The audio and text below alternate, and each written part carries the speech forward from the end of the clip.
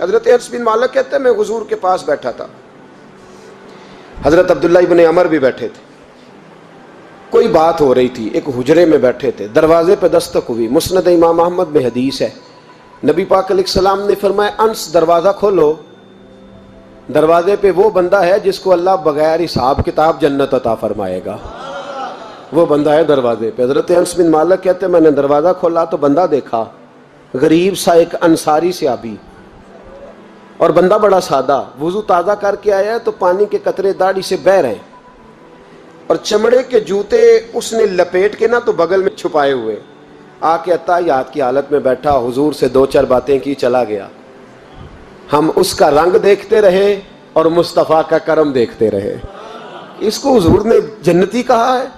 کہتے ہیں اگلے دن اسی ٹائم اسی وقت ہم حضور کے پاس بیٹھے تھے، پھر دروازے پہ دستک ہوئی، حضور نے فرمایا دروازہ کھولو، دروازے پہ وہ بندہ ہے جسے اللہ بغیر حساب کتاب جنت عطا فرمائے گا، بغیر حساب۔ کہتے ہیں دروازہ کھولا،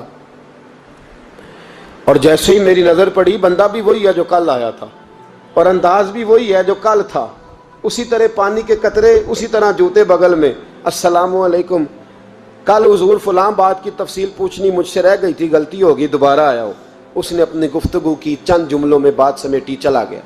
فرماتے ہیں اتفاق کی بات کہ دن تیسرا، بندے بھی ہم دونوں، میں اور عبداللہ ابن عمر۔ حضرت انس بن مالک کہتے ہیں دونوں بیٹھے تھے، سیم ٹائم سیم ڈے، پھر دستک ہوئی، حضور نے فرمایا دروازہ کھولو، اور مسکرا کے فرمایا دروازے پہ وہ بندہ ہے جسے اللہ بغیر حساب کتاب جنت عطا فرمائے گا۔ کہتے ہیں کھل اٹھے ہمارے چہرے، باہر گئے، دستک ہوئی تھی، دروازہ کھولا۔ فرماتے ہیں مجھے یقین تھا وہی ہوگا جو 2 دن پہلے آیا تھا، اور میرے یقین کے مطابق ہی کام ہوا، وہی بندہ تھا جو کل بھی تھا، جو پرسوں بھی تھا، حالت اور کیفیت اور انداز بھی وہی تھا، پانی کے قطرے بہہ رہے ہیں، اور اس شخص نے جوتے بغل میں دبائے ہوئے خدمت میں حاضر ہوا، بیٹھ گیا، بات چیت کی، چلا گیا۔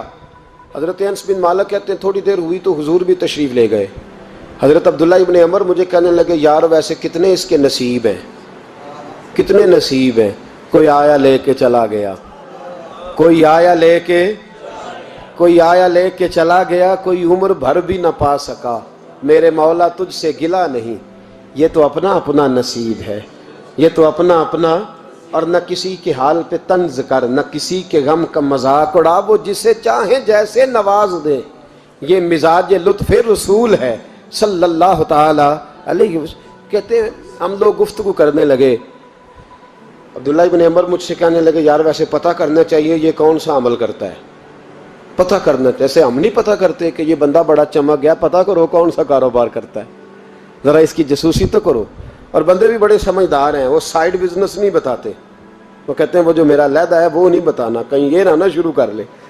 حالانکہ انسان کے پاس جو خوبی، جو اللہ نے اسے دولت دینی ہوتی ہے، وہ اپنا اپنا نصیب ہوتا ہے، وہ گھر میں بیٹھے بھی اللہ عطا کر دیتا۔ وہ کہتے ہیں کہ پتہ کرو کیا عمل کرتا ہے، تو حضرت عبداللہ ابن عمر کہتے ہیں میں اس کے پیچھے ہو گیا، اس سے سلام لی، تو میں نے کہا مجھے 2-3 دن کے لیے مہمان بنا لو گے، مان نہ مان میں تیرا مہمان، 2-3 دن کے لیے مہمان بنا لو گے؟ تو کہتے ہیں مجھ سے کہنے لگا کوئی گھر میں جھگڑا ہو گیا، کیونکہ پڑوس میں تو تمہارا، قریب ہی تو تمہارا گھر ہے، میرے مہمان بننے کو جھگڑا ہے؟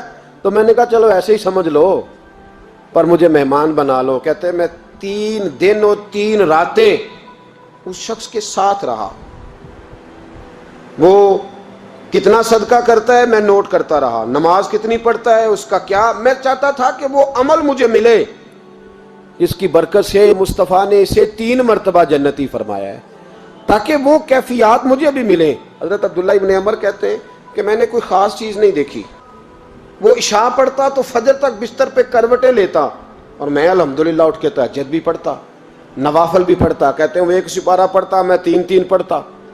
فرماتے اس نے 3 دنوں میں کھجور بھی صدقہ نہیں دی، کہ کھجور بھی، اور میں نے بڑے بڑے غریبوں کی مدد کی۔ میں کہنے لگا کہ عمل تو میرا زیادہ ہے اس سے، پھر خوبی کیا ہے؟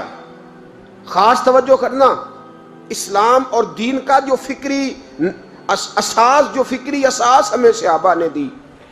حضرت عبداللہ ابن عمر کہتے ہیں میں نے تیسرے دن اسے کہا بھائی اللہ تیرا بھلا کرے، تو نے بڑی خدمت کی، میں نے جانا ہے میرا کوئی جھگڑا نہیں ہوا تھا، میں تو بس تیرا عمل دیکھنے آیا تھا کہ تو عمل کیا کرتا ہے. تو وہ صحابی کہتے ہیں مجھے کہنے لگے یار تو میرا عمل دیکھنے آیا تھا, مجھے بتا تو صحیح کیا نے اور کیوں دیکھنے آیا میرا عمل, تجھے کیا ضرورت پڑی میری جاسوسی کی. تو کہتے ہیں مجھ سے جب اس نے سوال کیا تو میں نے اس کو کہا بھائی تو 3 دن آیا نا, ہم بیٹھے ہوئے تھے. کہا ہاں میں آتا رہا ہوں. کہا 3 دن نبی پاک نے فرمایا اللہ تجھے بغیر حساب کتاب جنت عطا فرمائے گا.